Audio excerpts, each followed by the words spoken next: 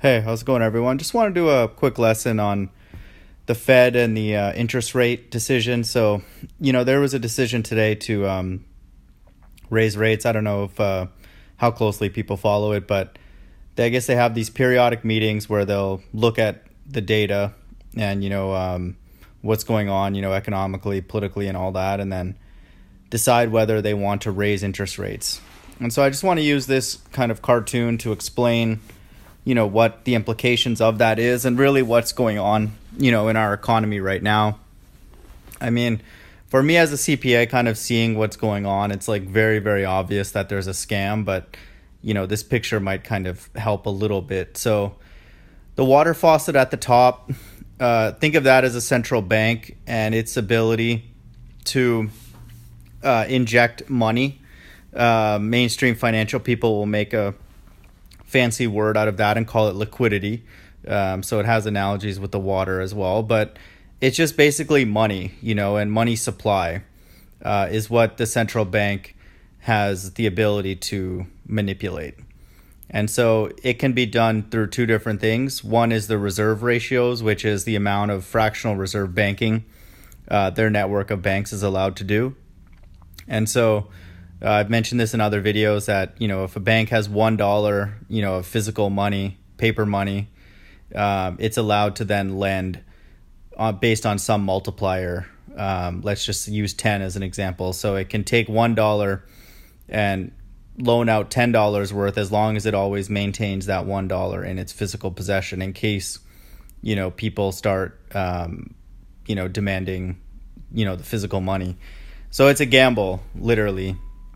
And I was even seeing in the videos, mainstream financial news today, that they were describing, the financial system and the stock market as a casino. And so, when it starts hitting mainstream news that, it's becoming kind of obvious for people what, the scam is and all that. But so this fractional reserve concept's being exposed for the scam that it is. But that's what reserve ratios means. And, each bank has different requirements. Like there are more conservative ones, like I think credit unions wouldn't have much of a multiplier, and they're like investment banks and all that would have a more aggressive multiplier because they're looking to actually take that money and go out and invest and presumably produce high returns on that newly formed credit. And so those numbers are different, and depending on the bank and, like I said, the aggressiveness with which they operate. And there are like federal regulations from country to country on what they're allowed to have and stuff and all that. And, really the lower the amount, it's more conservative, it's more fair. And, it's just, it's more safe, for the person who's putting their money in those banks because, if those investments do go bad, go south, and it happens, and it happens enough, then there's potential to have even their base amount eroded, through poor investing. So there's always a risk. You're not always going to get gains in every single investment, even if it's a bank and a well-known bank. It doesn't matter. And so the reserve ratios are one sort of lever, but a lot of those are fixed and kind of government regulated. So the main other, variable that they have, and so actually one quick point on reserve ratios is dependent on the amount of money that the quote zombies that I put in our picture, us, have in these banks. So it's like the foundational amount of physical money out there in circulation, which again is also initially governed by the central bank. But presumably some of it would be in our possession. That creates the foundation in these banks, and then they're allowed to, like I said, do a multiplier on that. So we play a part in that reserve ratio, and the more money that we have with us and in these banks, that gives them more leverage to to loan out money. And so if there's more people drawing money out of their accounts than putting them in, then that also shrinks the amount of expanse or reach that these banks have. And so in my opinion, that's one thing that I suspect the Fed keeps an eye on, is like the total number of deposits and withdrawals, and if there's a net withdrawal, month over month for a while, that would be a major indicator that things are sliding into a recession. And obviously, when that number accelerates, that's when you get into a depression, and more and more people are having to withdraw and not able to replenish their bank accounts. And so that process will happen quickly, I suspect, in particular here in America with the way the financial system is set up. So we have a role in that reserve ratio. It's not just like a number, it's a number multiplied by the amount of money that's physically in the accounts, and that we have a part in. And so the other thing that they're able to vary is this thing called the interbank interest rate, and that's the thing that is discussed in all these meetings. And so this network of banks, basically all the different banks that are out there, they're part of a network of banks, and they're receiving this quote unquote liquidity from the central bank. And so basically this interbank interest rate is the amount of interest that's charged, between the banks overnight to maintain the reserve ratio. So let's say one bank just has like tons of loans out there and they're not able to meet their reserve ratio requirement. They may overnight need to borrow some amount of money from another bank that has a surplus in order to meet its requirement by the end of the day, which is like a government regulation, like I said. And so that interest rate is what the bank, the Fed is able to control. And so basically the higher the interest rate is, then the bank is not able to be as aggressive when it lends out, because at the end of the day, if it doesn't have enough, it's going to be hit with a higher interest rate when it tries to get that, that money, that liquidity from another bank to meet its reserve ratio. And so there's a stronger penalty in place basically for over lending beyond your reserve ratio. And so if the amount is zero, and it has been for a while, or very close to zero, there really is no penalty, because all the banks effectively will act as one bank. Because, if you've lent too much, you just take it from someone else, and then they just give it to you overnight, and it's not a problem. So there's basically an abundance of money, and you're just basically free to push your credit out as much as possible. And so, that's the way it's been for a while. And so that basically pushes cheap money, credit out into the system.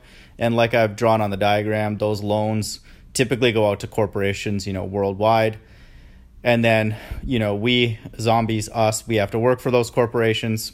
And then, so I drew these arrows, roughly to like what I think is kind of the flow of money.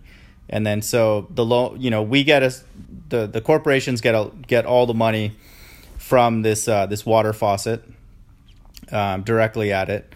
And so they're guzzling that. And then they, create jobs, positions for us zombies, and then they give us a salary. And then, but before we can even do that, we have to pay a huge amount of money for student loans.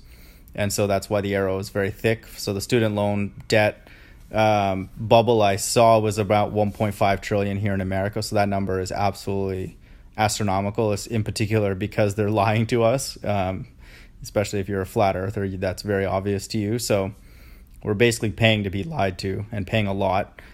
And then, so, the gateway into these corporations is, typically a college degree or some kind of training or certification or a license or whatever. And so, that's a huge burden for us zombies. And then we also have, a cost of living, like home, renting a house or apartment, car, vacation, goods, all those things, during this expanse of the credit supply, those prices are going up. And so we have a lot of money going towards that. And then we're not able to, put that much money towards our 401k. So that arrow is very thin going to the stocks. So the major thing that's driving the stock market up is just corporations. So corporations do these things called buybacks. Let's say they have a month where they made $10. They're using a majority of that $10 to buy back their own stock. And instead of potentially giving us zombies more money, so we can maybe go from an apartment to a house or take a vacation or whatever, or pay off our student loan debt. That money is going to the stock market. So you can see that arrow is very thick. And then so the issue with this scheme, which is what it is that if the money is basically going from the central bank to the corporations to the stock market, and that's the flow, and that is the major flow of money that's going in there. It's certainly not from us.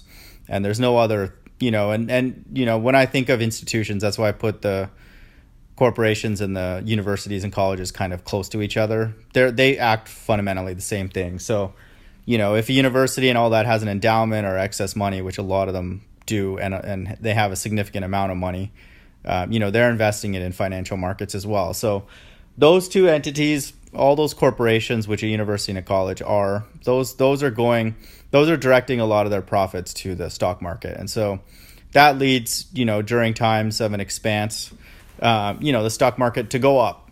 But the issue that we're seeing now, and in particular with the rate decision today and the decisions going forward, is that once the interbank interest rate is increased and the penalty for borrowing money overnight from another bank increases higher and higher, banks will become more conservative. They're not going to just spew money out into whatever corporation, whatever new fad comes along or whatever. So there's going to be a higher hurdle rate or a threshold to get from that money invested, because it's like, let's say the interbank lending rate was 5%. If you can't get 5% loaning it out to a corporation, or it's too risky, then you wouldn't loan it out because you don't want to pay that 5% charge for overnight borrowing from another bank, which has a surplus. And so basically that's an indirect way to actually contract the money supply, because the money will not be leaving the bank in the form of loans. It will stay put, and it'll add or reduce, quote unquote, the amount of liquidity that's held up in these corporations, which is the main vessel for it to get into this whole system. And so that's happening, and so naturally, the reaction will be, well, the stock is losing its source, of what is allowing it to rise and all that. So there was a pullback today.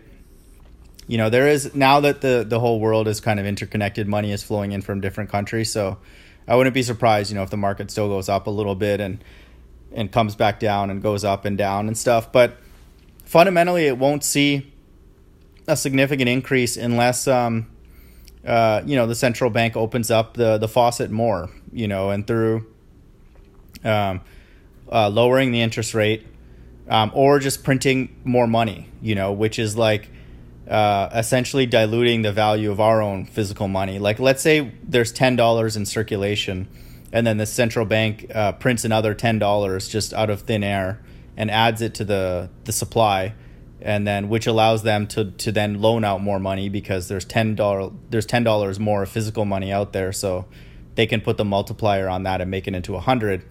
So it expands the credit supply and the money supply, but it also dilutes the value of our $10 that we've already earned, because now it's competing with another $10 out in the system.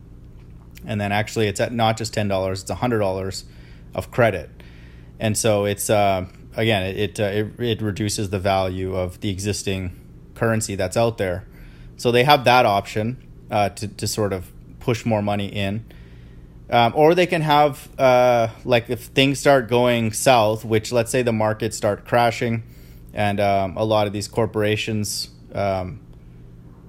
see that their earnings are not going well, which is the natural implication of money going to corporations and to the stock market and not into our hands. Because once the money is not in our hands, the real estate market will suffer, because no one's buying homes, or the car industry will suffer, or vacation and tourism, or sporting goods and recreation and all that.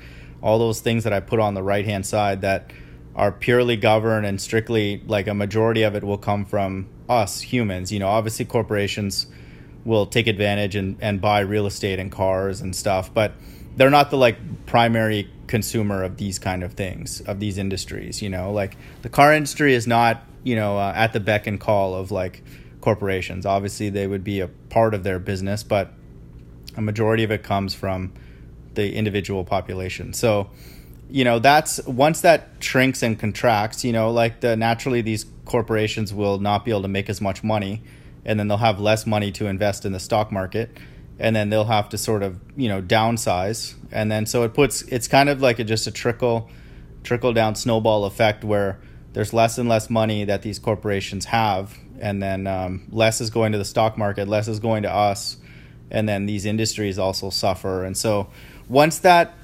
starts dropping, there's really nothing that prevents it from going all the way down unless, us zombies get more money, to sustain these corporations and have the demand, for buying things, which is what our whole economy is based on. And so, that's obviously not going to happen because there really is no mechanism for that to happen anymore, because the money is going directly through the corporations and all that kind of stuff. And so, there's no amount of money that even people could give us that would be practical, that would sustain, this kind of an economy, for an extended period of time. Like even if everybody was given $1,000 in America, that wouldn't, sustain the economy for any more than like an extra day or something like that. So since the system is designed to go through the corporations and that's the way it's been set up, there's no real other way to go about doing it. And so if the corporations start,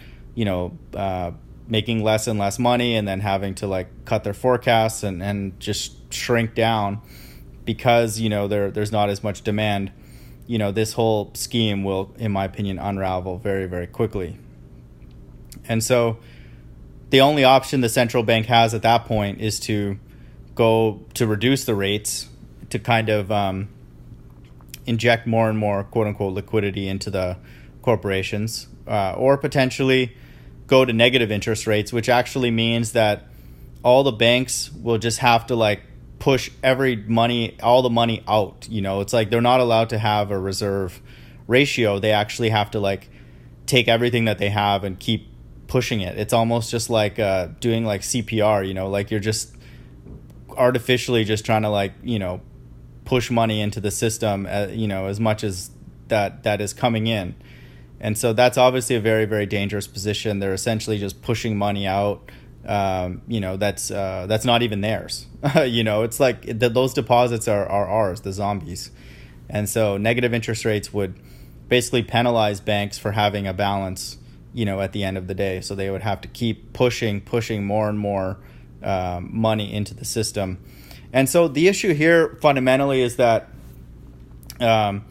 these banks can push that money out into the system and then through corporations, but unless those corporations are putting that money into the hands of the zombies, this will not work, and the main issue now though is that so much money is tied up in these corporations already. It's already kind of spent, it's like it's money that's already gone to like their executives and like high up people already have huge net worths, and these universities already have huge endowments, and money is already being tied up in fewer people's hands by this whole scheme, and by the rich and the wealthy and all that unless they start literally like giving money out to other people, this will not work, because again, all these companies are based on demand, and being able to supply that demand and all that. And so, and demand increasing. And so again, if money is tied up in fewer and fewer people's hands, which is the way it's been, for the past many, many years, with just the amount of money that's gone for salaries and stock options and stuff for quote unquote high ups, and then the amount of money that's kind of tied up now in university endowments and stuff, like, unless they start literally giving money out to people and kind of reallocating and redistributing the wealth just sort of magnanimously, this is not fixable. This system is designed to collapse. And so, I just wanted to go through some of the concepts of central banking and, hope that was helpful, and hope everyone's doing well. Take care. Bye.